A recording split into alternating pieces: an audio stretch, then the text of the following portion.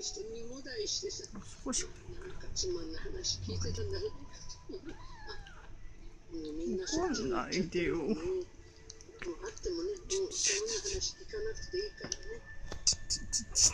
14世紀と46年でリリースしたシングルが86曲、中でも社会現象ともいえる人気となった曲といえばヤングマン。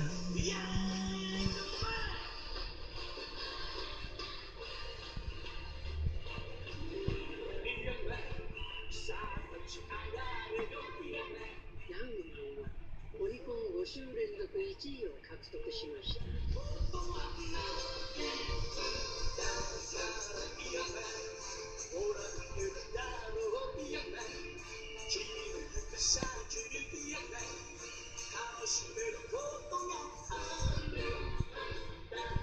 なんで鏡を出てかけるな。